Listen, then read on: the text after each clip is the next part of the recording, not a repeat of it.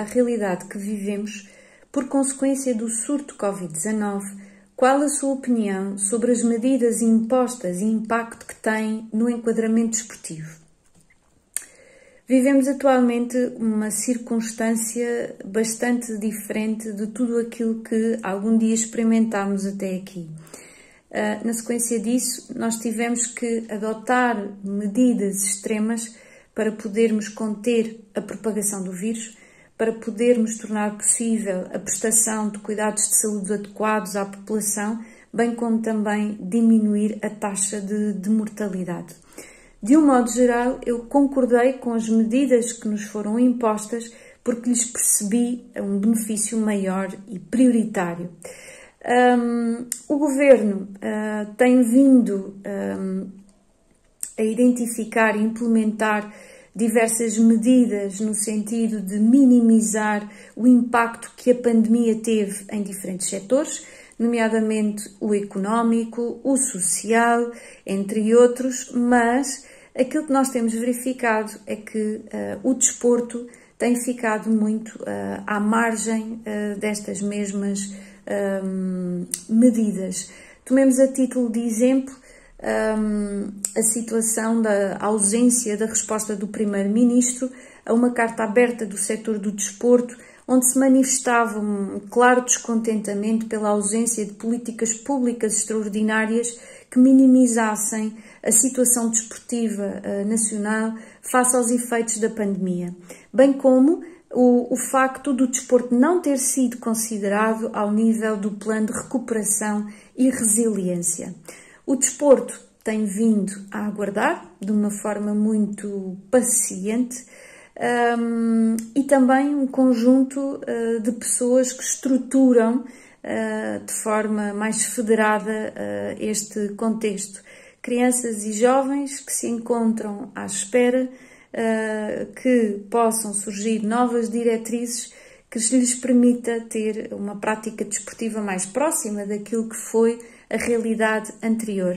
Enquanto isso, desenvolvem-se consequências diversas de um ponto de vista físico, motivacional, emocional, social, nestas mesmas crianças e jovens que estavam muito habituadas a ter uma prática regular desportiva. Depois temos também aqui a necessidade que os clubes tiveram de se reinventar. Portanto, transferimos a realidade da prática para o registro online e isto permitiu dar uma resposta quanto baste à falta do treino e, sobretudo, à falta da competição. Neste momento, os clubes encontram-se permanentemente desafiados a reinventar a sua prática ao nível do treino, colocar em perspectiva a participação competitiva, bem como também o peso que esta mesma competição tomou, sobretudo nos últimos anos, para os staffs diretivos dos clubes, os treinadores, os pais e as crianças. Portanto, a Covid-19 lançou-nos o desafio de podermos reinventar a prática desportiva e, de facto, focar-nos naquilo que são os ideais que, em termos de desenvolvimento humano, que o desporto poderá potenciar, sobretudo em crianças e jovens.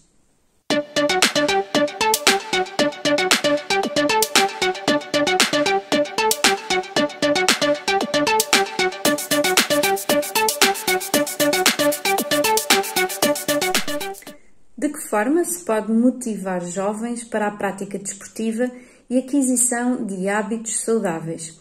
Estará a saúde comprometida de um ponto de vista físico, emocional e social?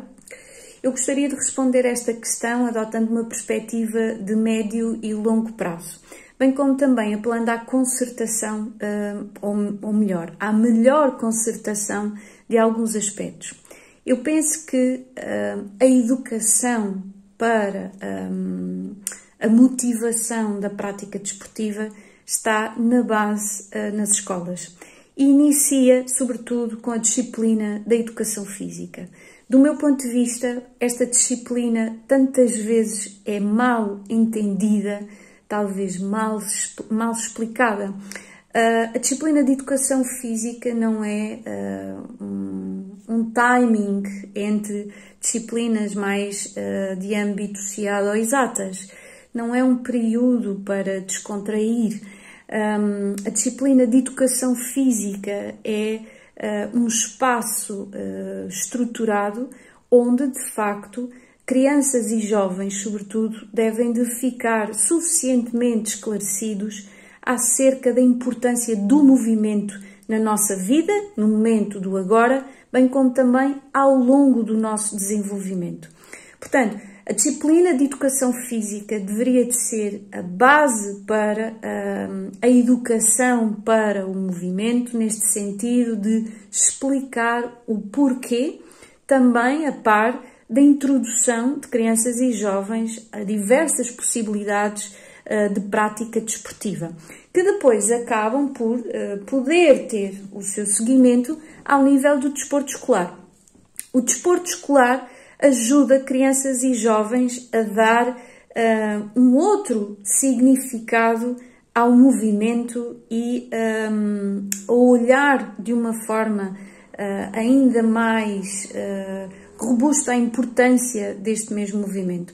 O desporto escolar aproxima crianças e jovens de um mindset de performance, de um mindset associado ao resultado desportivo, ao impacto que o treino pode ter em si, no confronto consigo em diversos momentos de tempo, bem como também quando comparado com pares.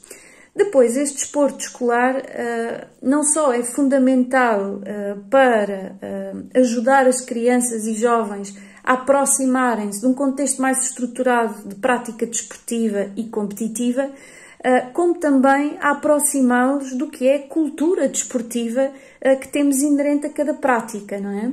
A partir daqui, este processo poderá ser continuado a partir do encaminhamento de crianças e jovens para as organizações desportivas e onde aqui as crianças e jovens poderão pensar de uma forma mais específica ou mais lata a sua integração numa ou diversas práticas desportivas de forma a trabalhar mais especificamente o que são competências de âmbito físico, técnico-tático daquela prática ou daquelas práticas.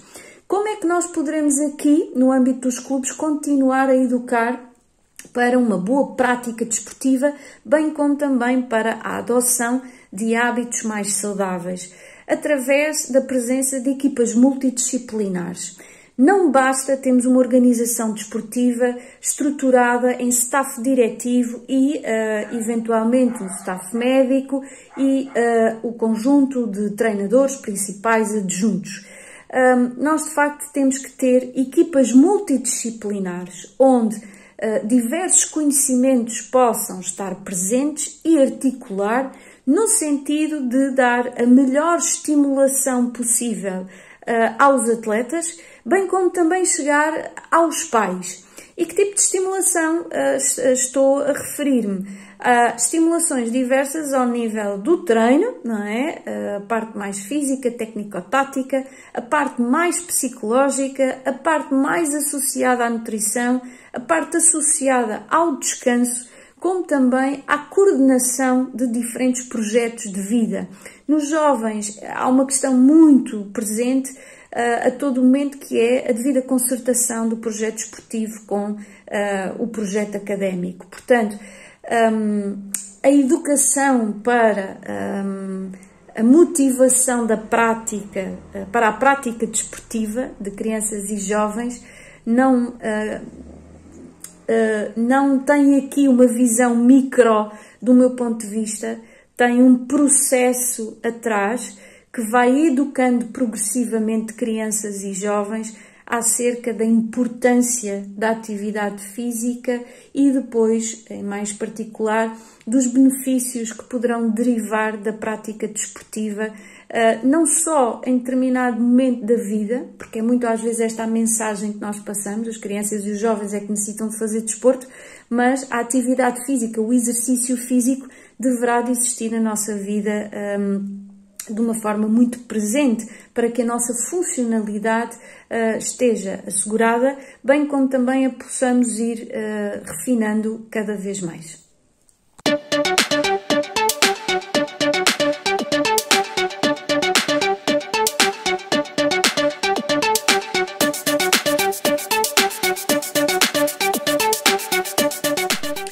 Acha que valores e competências importantes para o desenvolvimento humano se estão a perder nesta quadra de privação e de imposição de novos hábitos de vida decorrentes do confinamento? Ora, eu gosto de ser otimista e estou muito a aproveitar o atual confinamento, bem como aproveitei o anterior, para desafiar as pessoas a refletir sobre o que é a vida e sobre a forma como a estão a experimentar ou têm vindo até aqui a experimentar. Pré-pandemia, nós vivíamos num ritmo frenético e muito orientados ao desempenho e a resultados, quer fosse na escola, quer fosse no desporto, quer fosse na profissão. Nós priorizámos muito o desempenho e fomos dando cada vez menos valor a outros contextos do nosso funcionamento, bem como também a outro tipo de comportamentos.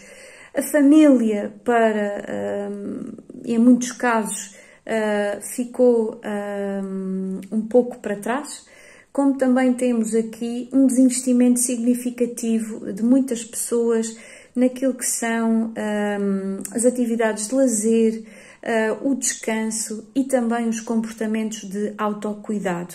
E esta prioridade que nós demos ao contexto do trabalho, ao contexto do desempenho de forma mais lata e a desvalorização destes outros campos que eu mencionei, estavam a ter sérias repercussões na forma como nós funcionávamos e atendamos, por exemplo, à elevada percentagem na nossa população da síndrome de burnout.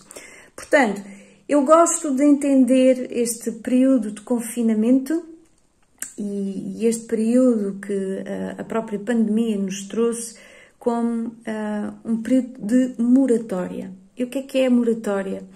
É um momento onde eu tenho a possibilidade de pensar e refletir sobre aquilo que eu sou, sobre a forma como eu me estou a comportar, sobre a forma como eu estou a viver, de modo a poder experimentar, se assim o entender, novas formas de ser, novas formas de estar, de modo a que eu fique mais sintónica com aquilo que são os meus princípios de vivência, os meus valores, e por sua vez isso reflita na minha percepção de bem-estar, bem como também com a satisfação que eu tenho com a minha vida.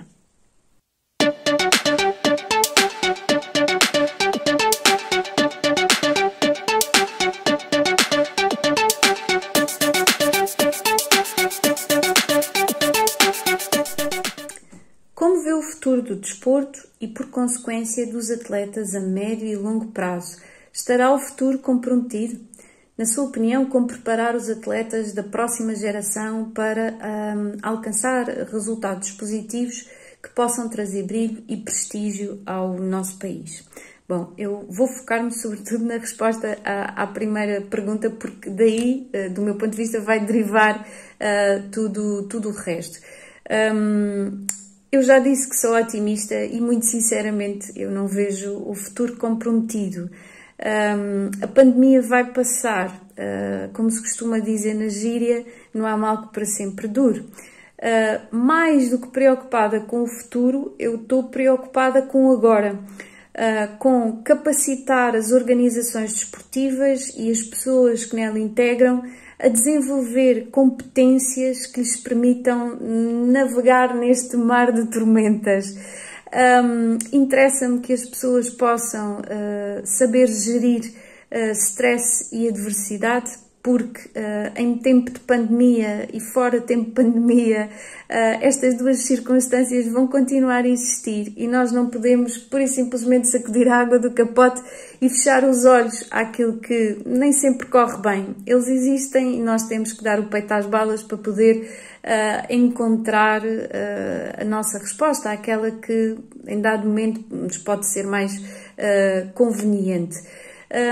Além da gestão do stress e da adversidade, há que também poder trabalhar aqui algumas competências no sentido da resolução de problemas, da comunicação, da melhor gestão emocional e no sentido mais lato da própria resiliência das pessoas.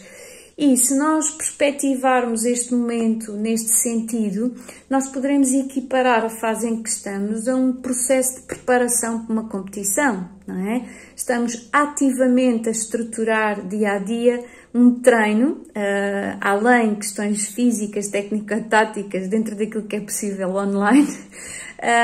Estamos ativamente a trabalhar de um ponto de vista mental para quando chegar um momento competitivo, diga-se pós-pandemia ou em momento de confinamento progressivo, nós sermos capazes de dar o nosso melhor desempenho e de perceber depois como é que estas mesmas competências que desenvolvemos nos podem ser uma mais-valia daí para a frente. Portanto, eu não vejo o futuro como comprometido.